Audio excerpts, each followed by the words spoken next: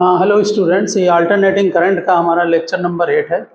इसमें हम quality factor और शार्पनेस को डिस्कस करेंगे। तो आप ज़रा थ्योरी इसकी समझें धीरे धीरे। देखिए, जब आप डायग्राम बनाते हैं रेजोनेंस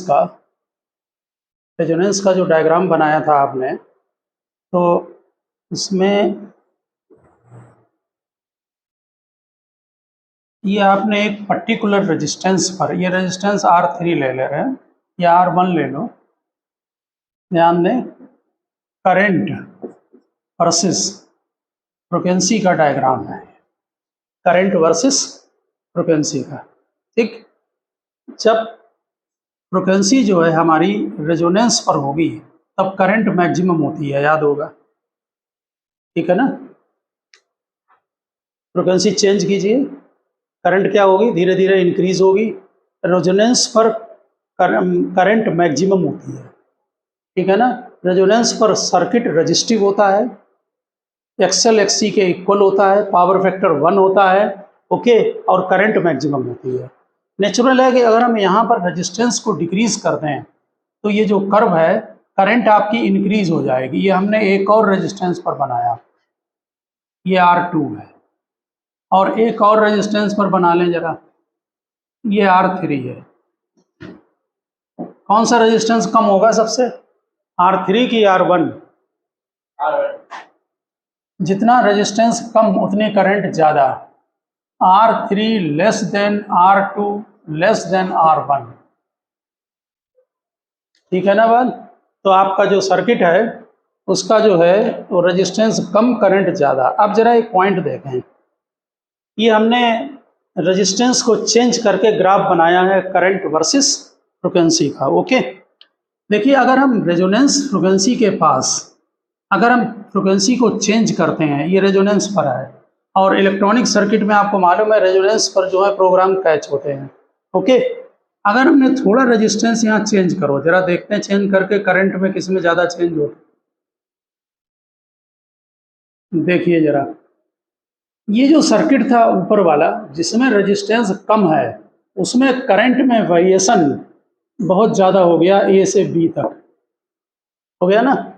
और जो ये नीचे वाला सर्किट है हमारा, कौन सा, R1 ये वाला है, इसमें जो चेंज हुआ है करंट में वो बहुत कम होगा, हुआ ना। ये जो कर्व बना है ये फ्लैट है और इसमें ये शार्प है ऊपर को।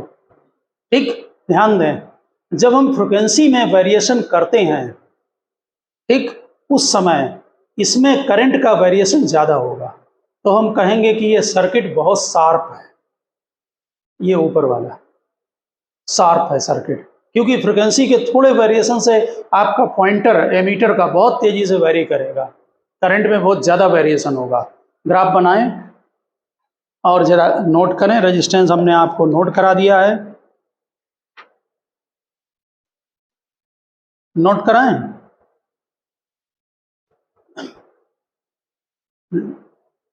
लिखें, current versus frequency curve, current versus frequency curve is quite flat. Current versus frequency curve is quite flat for larger value of resistance. ये रेजिस्टेंस की वैल्यू ज़्यादा है, इसमें फ्लैट है curve. For larger value of resistance and becomes more and more sharp. For larger value of resistance and becomes more and more sharp as the value of resistance is decreased. As the value of resistance is decreased. For low resistance, ऊपर वाले circuit का resistance लो है। For low resistance, a slight change in frequency. For low resistance, a slight change in frequency produces a large change in current. For low resistance, a slight change in frequency produces a large change in current, यहाँ पर थोड़ा सा frequency में change करो तो current में यहाँ पर बहुत लार्ज चेंज हो रहा है, ठीक है ना। लिखिए, सो इन LCR series circuit, so in LCR series circuit if resistance is low, so in LCR series circuit, if resistance is low, then large current flows.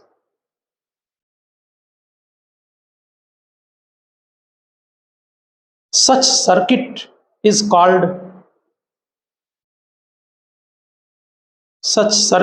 called more sharp or more selective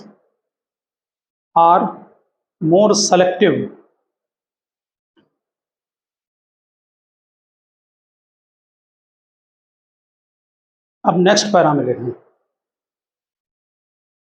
the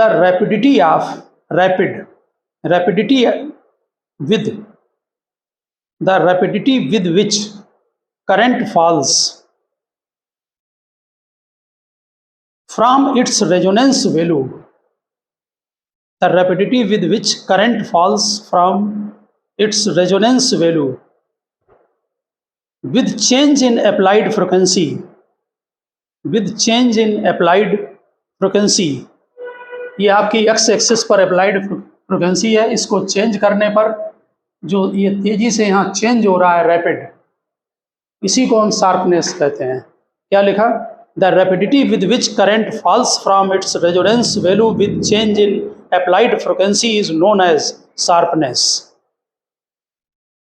sharpness of resonance. It is measured of resonance, it is measured by the ratio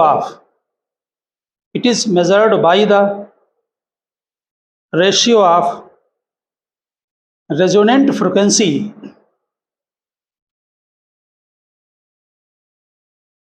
to the difference of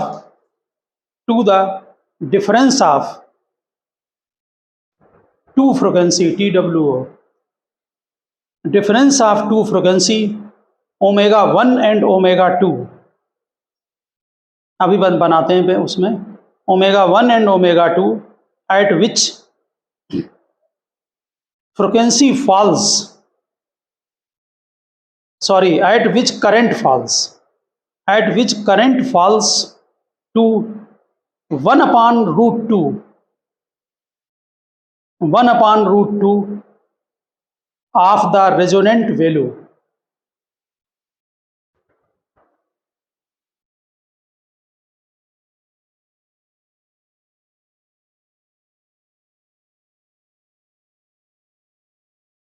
यहाँ देखें, ये बीच में resonance frequency है, इस तरफ frequency omega 1 और इस तरफ ओमेगा 2, ठीक। ये जो सिग्नल आप कैच करते हैं ना रेजोनेंस पर, उसके कम लो और हाई फ्रिक्वेंसी यही बैंड विड्थ होती है। आप अगर देखेंगे तो वृद्धि होती है बैंड की, कि यहाँ से यहाँ तक ये वर्क करेगा। यहाँ पर जो करंट है ये बनाई गई है पीक करंट होगी, यानी कि मैक्सिमम है। इसकी यहाँ पर जो करंट होगी वो 1/√2 होगी। हाँ, पीक मतलब अपने उसकी है, क्योंकि ये यहाँ पर हम इसको IRMS नहीं बोलेंगे, आप समझने की कोशिश करें। आपको भी वेरिएबल और फंक्शन में बड़ा वो है। देखिए यहाँ समझें ये बात को, आप जब कोई ग्राफ बनाते हैं करंट का, तो करंट वर्सेस आपने यहाँ पर जैसे I क्या लिखा, I0 साइन, जरा अपने कंफ्यूजन को आप समझ लें, I0 साइन ओमेगा टी। यहाँ ग्राफ किसके वर्सेस है, ओमेगा टी के वर्सेस। ये current with respect to frequency change नहीं हो रही है, ये एक सर्किट है तुम्हारा, उस सर्किट में करंट का वेरिएशन है ओमेगा टी के साथ, पूरी साइकिल के साथ एक साइकिल चेंज हो रही है। ओके, ध्यान दें, इसकी ये पीक वैल्यू होती है I0, ठीक है, और इसकी RMS वैल्यू होती है I0/√2। समझ लें जरा बात को हमारी। यहाँ पर करंट का variation with respect to frequency नहीं है, अब क्या कर रहे हैं हम यहाँ पर, हम एक ही सर्किट में करंट को वेरी करा रहे हैं फ्रीक्वेंसी के वेरिएशन के साथ। यहाँ पर फ्रीक्वेंसी फिक्स है, बात समझ रहे हैं ना। कोई आपने सर्किट लिया LCR, और उस LCR सर्किट में जो सप्लाई लाइन है उसकी फ्रीक्वेंसी को वेरी कर रहे हैं इसमें। जब आप फ्रीक्वेंसी, ये अलग हाँ चीज़ है, समझ गया ना, ये टाइम वेरी हो रहा है। इसमें जब फ्रीक्वेंसी को वेरी करते हैं तो एक ही सर्किट में रेजोनेंस पर जाकर करंट मैक्सिमम हो जाती है। वो हमने मैक्सिमम करंट को I0 से शो किया है, ना कि ये पीक वैल्यू है। आप समझ में आ रही ना बात को, ये वो अलग मैटर है और ये अलग है, वहाँ ये पीक करंट नहीं है। ओके, अब शार्पनेस को किससे डिफाइन किया अभी आपने। हाँ, एक बात और ध्यान दें, जो यहाँ पर पावर होगी उसकी यहाँ जो पावर होगी वो हाफ होगी, क्योंकि पावर में I²R होता है और √2 का स्क्वायर 2 हो जाएगा, तो इसे हम हाफ पावर फ्रीक्वेंसी बोला करते हैं। अभी लिखाएंगे ω1 और ω2 को, समझ गए ना। सर्किट ये वाला शार्प है, ये उतना शार्प नहीं है, लेकिन शार्पनेस को मैथमेटिकली, यानी जो फार्मूला बनाया गया वो ω/R यानी resonance frequency divided by ω2 minus ω1। आपने ऊपर डिफिनेशन नोट की है और लिखते हैं ω1 and ω2 are called half power frequency. ω1 and ω2 are half power frequency. अब जरा यहाँ पर ध्यान देना, ये थोड़ा ध्यान रखना, हम नहीं है बन गया मेरे से, ये दोनों इक्वल होंगे दोनों तरफ, ठीक। ये डेल्टा ओमेगा है और ये भी डेल्टा ओमेगा है, तो ω1 कितना है, ω/R minus, sorry delta omega, ω1 कितना, ω/R माइनस डेल्टा ओमेगा, ω2 कितना है, ω/R प्लस डेल्टा ओमेगा। और इन दोनों का डिफरेंस अभी आपको बताया था, ω2 माइनस ω1 2 टाइम्स डेल्टा ओमेगा है। ये बैंड ब्रिथ कहलाती, band breadth of the circuit. हाँ, band breadth of the circuit, नहीं 2 डेल्टा ओमेगा दोनों तरफ है, band breadth of the circuit. देखिए ω2 माइनस ω1 की जो वैल्यू है, ये दोनों फ्रिक्वेंसी आ रही हैं हाफ पावर फ्रिक्वेंसी। इसका एक मैथमेटिकल कैलकुलेशन है जो आप बोल रहे थे कि बुक्स में बड़ा डिटेल में दे रखा है, जो कराया नहीं गया है। उसकी जो वैल्यू है वो R/L है। हम आपको शार्ट में इसको करके दिखा दे रहे हैं, ठीक है ना। वैसे बोर्ड के लिए जो है वो केवल इनकी डिफिनीशन और वही सफिशिएंट है और बेसिक थ्योरी सफिशिएंट है। मीनिंग शार्पनेस की आप समझ गए होंगे, उसकी समझ में आनी भी चाहिए कि मतलब क्या है। जो शार्पनेस है ना, वो सर्किट की क्वालिटी है, क्वालिटेटिव वर्ड है। इसको जो क्वांटिटी कितनी होगी उसी को क्वालिटी फैक्टर बोला जाता है, ठीक है ना। तो हाफ पावर जब होगी, लिखिए at half power P = P max/2, जो मैक्सिमम पावर है उसकी आधी होगी हाफ पावर, ठीक। पावर का फार्मूला क्या था, पावर P = E0 I0/2 और cos फाई कितना था, R/Z, बिल्कुल ठीक, ठीक। I0 की यहाँ पर वैल्यू पुटअप कर दें तो ये E0² हो जाएगा, E0² और यहाँ पर R/Z, तो ये E0²/2 R कैंसिल हो गया ना। ध्यान दें cos फाई की वैल्यू पुटअप करें तो I0 की जगह E0/Z डालें, सॉरी I0 की जगह यहाँ पर ब्रैकेट में लिख दे रहे हैं, I0 की जगह E0/Z, ठीक डाला ना। तो पावर P = यहाँ नोट कर रहे हैं E0²/2Z²R।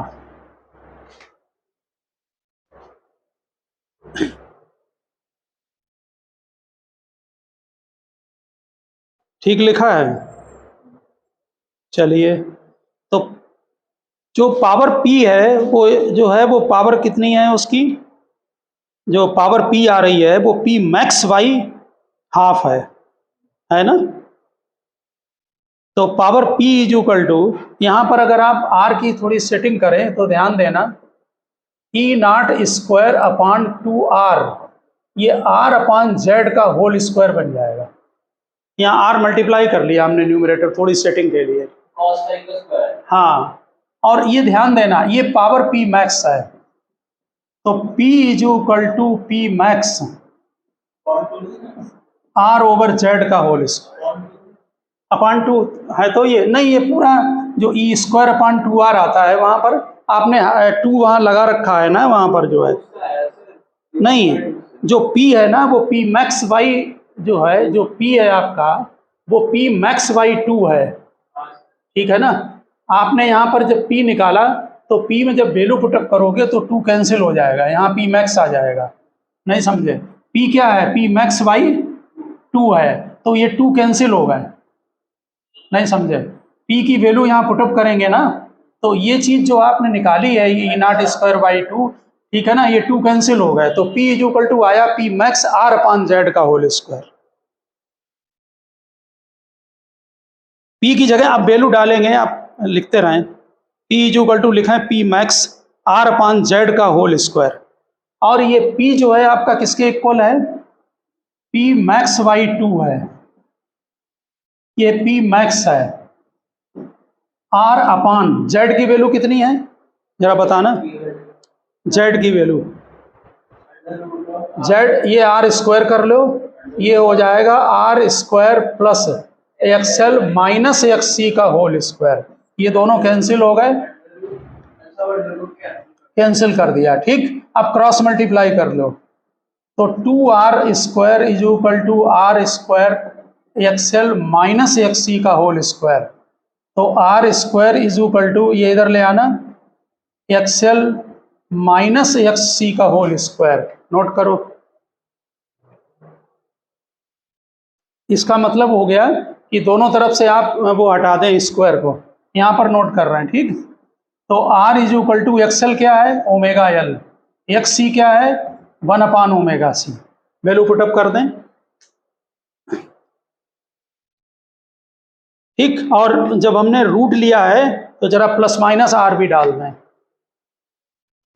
प्लस माइनस R, इतना आ गया समझ में? अब यहां पर ये हम हटा रहे हैं, यहां पर नोट करेंगे, वैसे ओमेगा 2 माइनस ओमेगा 1 हम निकलवा दे रहे हैं आप बोर्ड के लिए, और उसके लिए भी कॉम्पिटिटिव के लिए भी लर्न कर लेना कि सीधे वैल्यू कितनी आ रही है, समझ गए ना? तो यहाँ पर क्या लिखा था? R is equal to plus minus R is equal to omega L और 1 अपान ओमेगा C, ठीक लिखा। अब यहाँ पर रेजोनेंस फ्रिक्वेंसी जो होती है ओमेगा R, वो 1 अपान रूट LC है, omega R is equal to 1 upon root LC, confirm है ना? आप लिख चुके हैं इसके पहले, ठीक। तो ये जो इक्वेशन आपने बनाई है अपनी, इसमें जो है आप दोनों तरफ ओमेगा बाई एल का मल्टीप्लाई करना है, लिखो multiply by omega by L in above equation, multiply by omega by L in above equation, इसमें मल्टीप्लाई कर दें ओमेगा बाई एल को, क्या आएगा? ओमेगा स्क्वायर, जरा ध्यान देना, यहाँ ओमेगा बाई एल मल्टीप्लाई करेंगे तो एल कैंसिल हो जाएगा, ओमेगा स्क्वायर आ जाएगा, आ जाएगा, इसमें मल्टीप्लाई करो ना ओमेगा बाई एल का, ओमेगा बाई एल का, इसमें भी मल्टीप्लाई करो, इसमें भी, तो एल कैंसिल नहीं हो गया न्यूमरेटर डिनोमिनेटर से, ठीक। इसमें मल्टीप्लाई करो ओमेगा बाई एल का, क्या आएगा? 1 अपान, चलो LC आएगा, यहाँ क्या आएगा? R ओमेगा बाई एल, अब ठीक है, 1 अपान LC की जगह क्या लिखते हैं? ओमेगा R का स्क्वायर, ठीक है, plus minus omega R over L, ठीक है। अब इनकी दो इक्वेशन आप अलग अलग बना लें, ये दो क्वाड्रेटिक इक्वेशन तैयार हो गई यहाँ पे, देखिए, omega square minus omega R by L minus omega R square is equal to 0। एक इक्वेशन तो ये बनी। दूसरी इक्वेशन बनेगी ओमेगा स्क्वायर प्लस, माइनस वाला इधर लाएं, omega R over L minus omega R square is equal to 0। Check करें, ये दो इक्वेशन बनेंगी।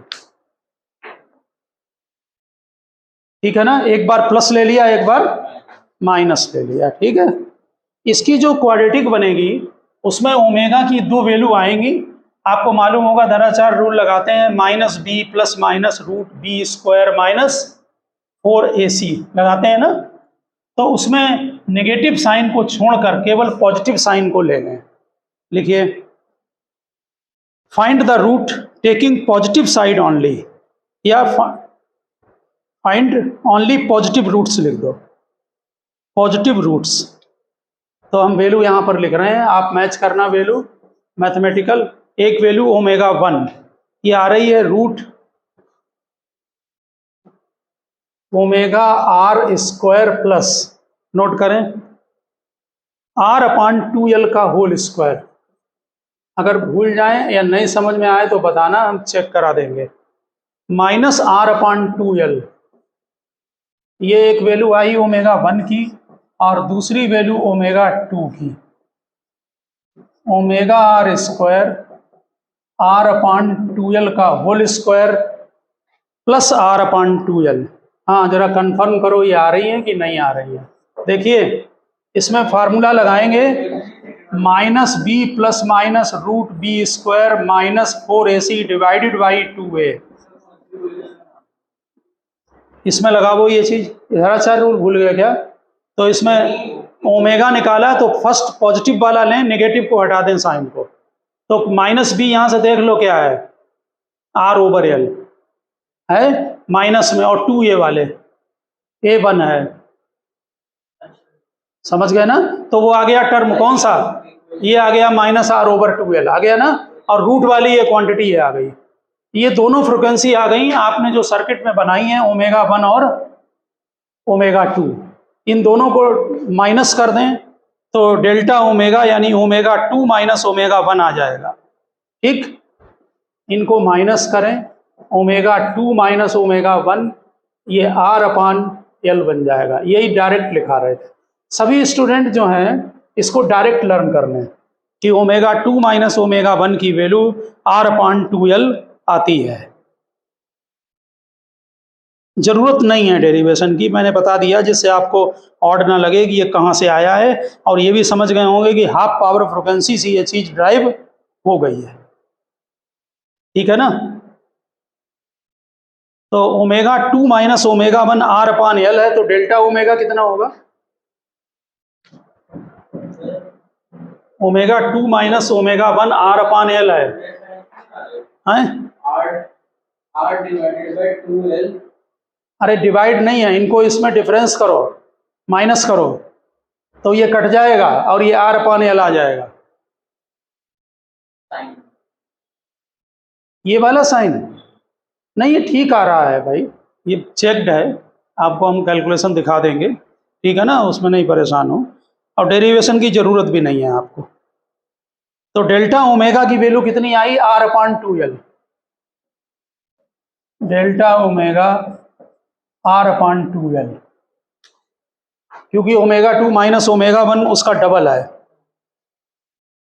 तो फिर जो मैथमेटिकली जो है, अगर हम इसकी वैल्यू पुटअप कर दें तो शार्पनेस क्या आएगा, जरा बताना। ये फार्मूला था शार्पनेस का, क्या था बोलिए? शार्पनेस था omega R divided by omega 2 minus omega 1। तो क्या बन गया, इसकी वैल्यू पुटअप कर दो, तो omega R L upon R, और ये एक्सएल होता है, XL is equal to omega L. High resonance पर वो अलग मैटर है। समझ गए ना? यानी फार्मूला बन गया। अब जरा ध्यान देना, इसी शार्पनेस को क्वालिटी फैक्टर भी बोलते हैं mathematically.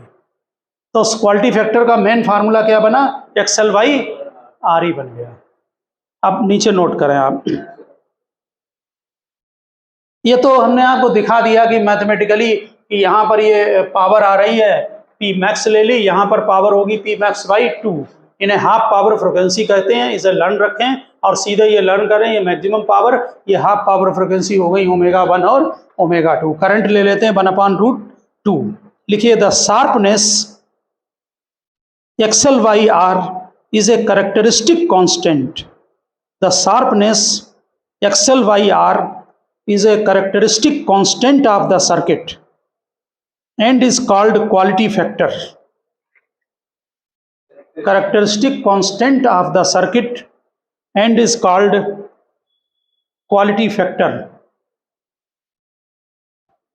It means sharpness is measured by, it means sharpness is measured by quality factor. ध्यान दें, शार्पनेस जो है वो सर्किट की क्वालिटी है। एक्चुअली ये बेसिकली इलेक्ट्रॉनिक सर्किट में यूज होते हैं। शार्पनेस जो है वो सर्किट की क्वालिटी है और उसका मैथमेटिकली क्वांटिटी कितनी है वो क्वालिटी फैक्टर है। अब आप नोट कर लिया ना, sharpness is measured by quality factor. अब आप हेडिंग डाल दें नीचे quality factor, quality factor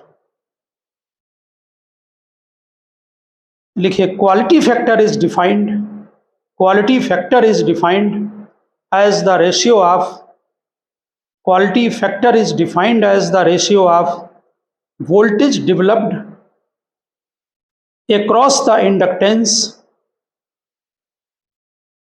voltage developed across the inductance or capacitance at resonance। क्योंकि रेजोनेंस पर जो वोल्टेज इंडक्टर के अक्रॉस डेवलप होता है वही कैपेसिटर के अक्रॉस भी डेवलप होता है। Developed across the inductance or capacitance at resonance to the voltage across resistance, to the voltage across resistance। Quality factor को Q से लिखते हैं वोल्टेज VL/VR या कैपेसिटेंस के क्रॉस, ये होगा IXL और रेजोनेंस पर तो है ही, ये होगा IR, I कैंसिल हो गया यानी कि XL/R, तो क्वालिटी फैक्टर हो गया ω/L/R और रेजोनेंस है इसलिए ω/R डाल दिया। ध्यान से समझ के लिखना पॉइंट, ठीक है ना। और यह हम कह सकते हैं कि वोल्टेज अक्रॉस कैपेसिटर यानी XC/R। हाँ, केवल उसी के लिए है।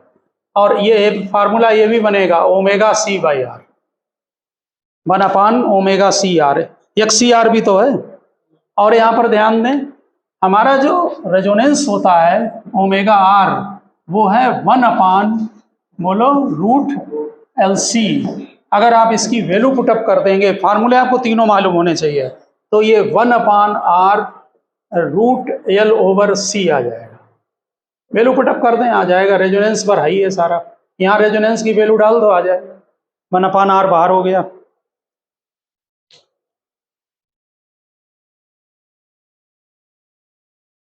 नीचे 2-3 पॉइंट नोट कर दें। देखिए, quality factor is also called, quality factor is also called voltage magnification factor, voltage magnification factor, voltage magnification factor. देखिए, जो वोल्टेज अक्रॉस इंडक्टर होगा, इसी में लिखना पॉइंट में, VL वो I0XL होगा।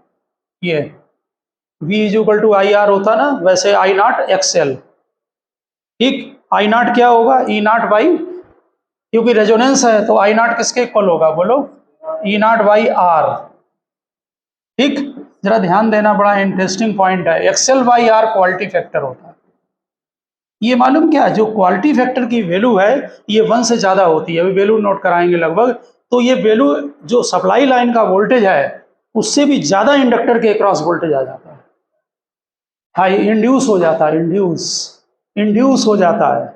आप समझें, इंडक्टर हमने उस दिन बताया था कि मोटर को जब आप ऑफ करते हैं तो इतना हाई वोल्टेज इंड्यूस होता है कि वो सर्किट को बर्न आउट कर देता है। इसका मतलब वोल्टेज ज़्यादा हो सकता है सप्लाई लाइन से, इंड्यूस होता है। इंड्यूस वर्ड पर ध्यान दें। तो यहाँ पर इसी तरह से जो VL निकाला है, इसी तरह से जो VC होगा, वोल्टेज अक्रॉस कैपेसिटर, वो भी Q factor times E not, इसीलिए बोलते हैं वोल्टेज मैग्निफिकेशन फैक्टर Q को। लिखिए एट रेजोनेंस VL और VC, इसी में पॉइंट में लिख देना, एट रेजोनेंस VL और VC is Q times, at resonance VL और VC इज Q टाइम्स, इसके Q टाइम्स है ई नॉट के Q times the applied voltage लिख दो, Q times the applied voltage, hence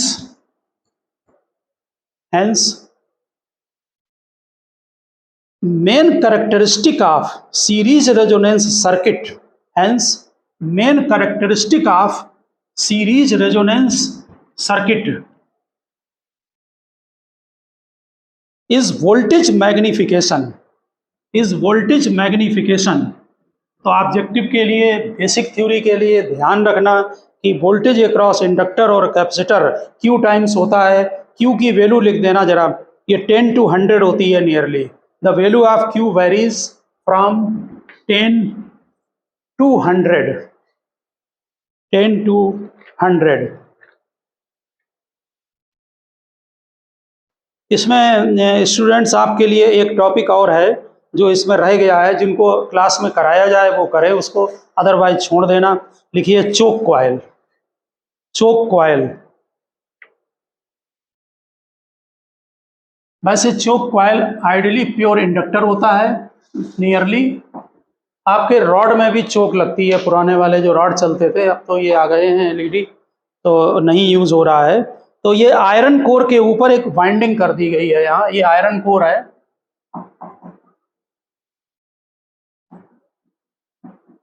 और इसके ऊपर ये वाइंडिंग कर दी, ये इंडक्टर बन गया, वाइंडिंग कर दी, ठीक है ना, कॉपर वाइंडिंग कर दी इसके ऊपर।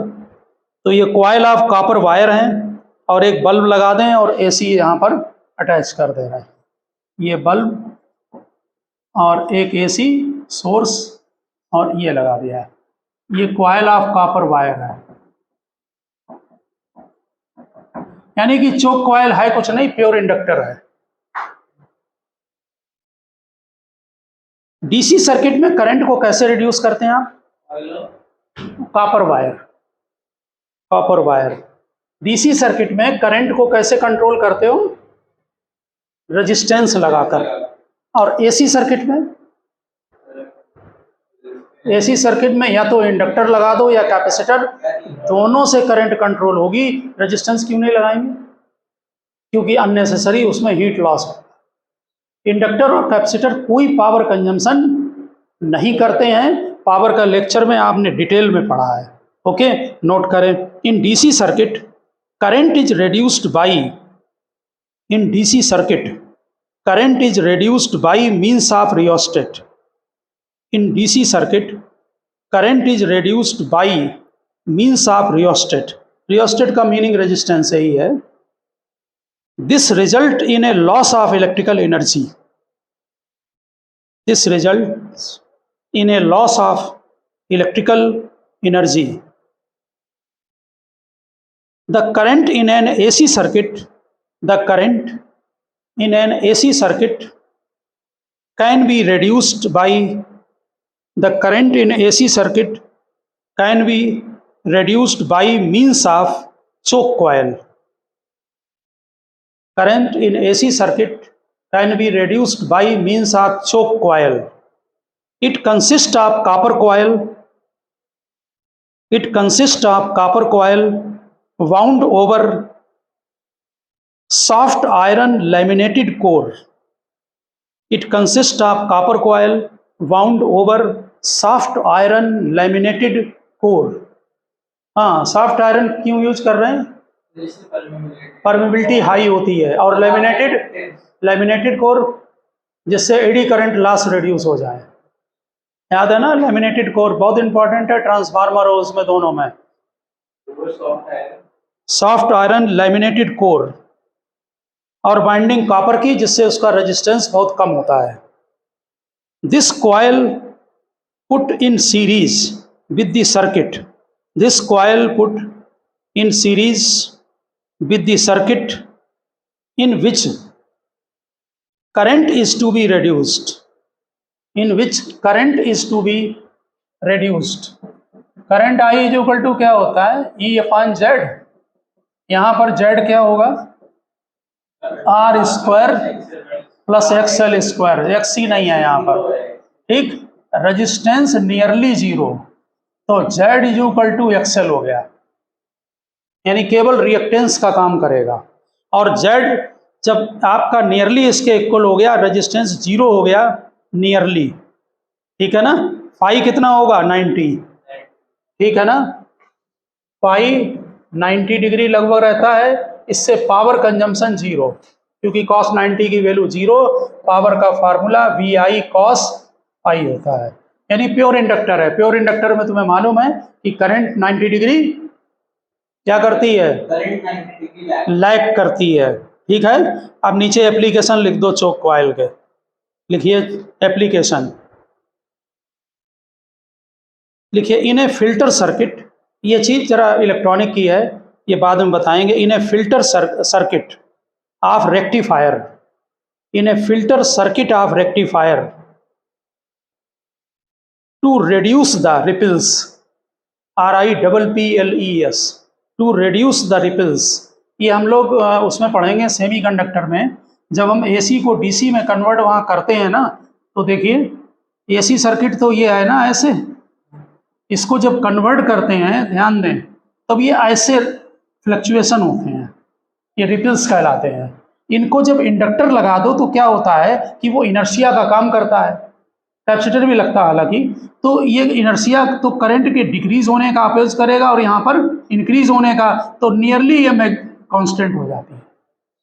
समझ गए ना.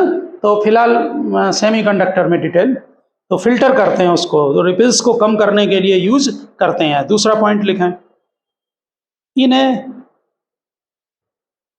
ट्यूबलाइट, ट्यूबलाइट जानते हैं ना, फ्लोरेसेंट ट्यूब होती हैं, ट्यूबलाइट विद ए स्टार्टर. आपने अगर देखा होगा स्टार्टर के साथ में चोक कॉइल लगा होता है, हाँ starter. A choke coil is used for two purpose. In a tubelight with a starter, a choke coil is used for two purpose. देखिए number 1, to induce high voltage. High voltage induce तो वैसे ही होता है inductor में. to induce high voltage for initiating discharge, to induce high voltage for initiating discharge in the tube.